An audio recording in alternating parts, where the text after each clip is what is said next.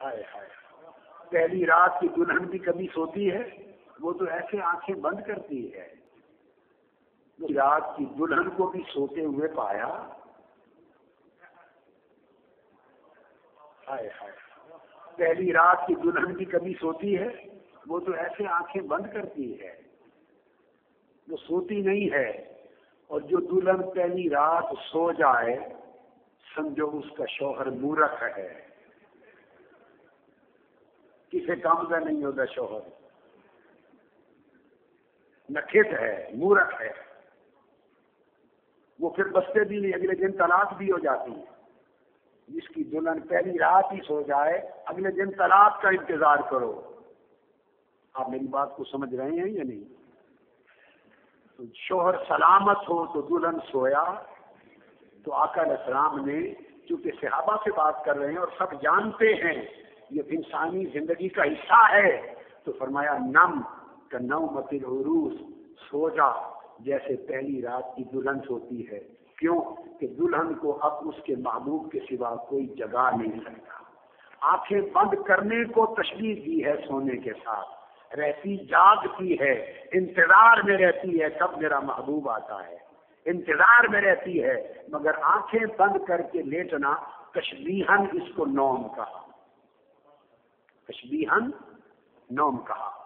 اور العروس زوجہ جیسے پہلی رات کی دلہن، چونکہ وفات کی پہلی شام یہ واقعہ ہوتا ہے معرفت مصطفیٰ، اور اس کو ٹائٹل ملتا ہے عروس پہلی رات کی دلہن کی طرح سو جا، تو عروس کے لفظ سے عرس کا لفظ نکلا۔ یہ وجہ ہے کہ اولیاء عروس شادی کو کہتے ہیں، عروسہ اور عرس شادی کو کہتے ہیں۔ تو اس سے معلوم ہوا کہ اولیاء، ہماری موت ہوتی ہے، اولیاء کی شادی ہوتی ہے، عوام کی موت ہوتی ہے، اولیاء کی شادی ہوتی ہے۔ اور عرس کا لفظ اگر آپ پوچھیں کہاں سے نکلا، یہ حدیث پاک سے نکلا، نم کا نومۃ العروس، پہلی رات اس کو عروس کا نام دینا تو یہ گویا اس کی شادی ہے کہ محبوب سے لقاء ہو رہی ہے۔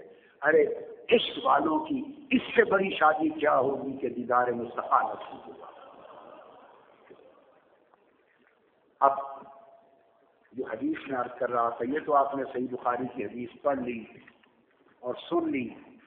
اب یہ حدیث صحیح بخاری میں، یہ حدیث نمبر تھی جس کا ذکر کیا میں نے 86، حدیث نمبر 86 تھی۔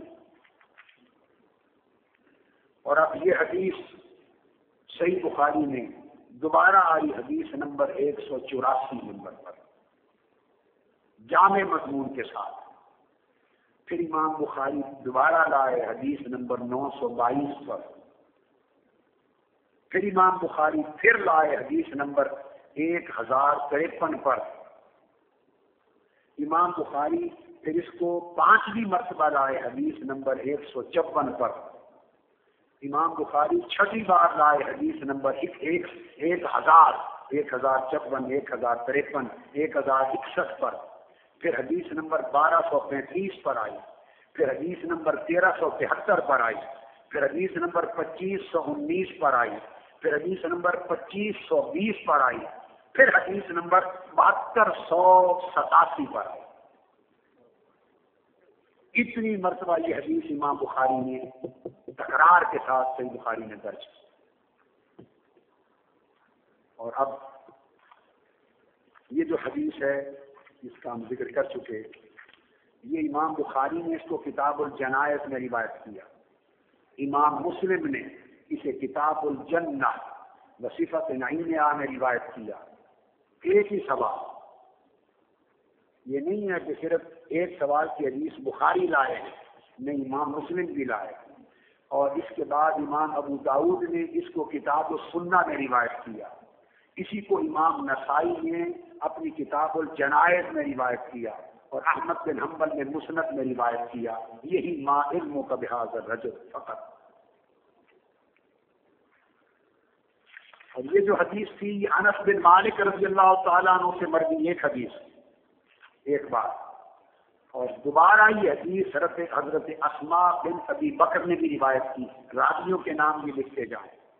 یہ حدیث حضرت اسماء بنت ابی بکر نے روایت کی، اور اسماء بنت ابی بکر سے دوبارہ امام بخاری نے تخریج کی کتاب الوضو میں، باب من لم یتوضا الا من الغش، اس باب کے اندر پھر امام بخاری اس حدیث کو دوبارہ لائے کتاب الجمعہ کے اندر، باب صلاۃ النساء مع الرجال فی الکسوف، اس میں لائے۔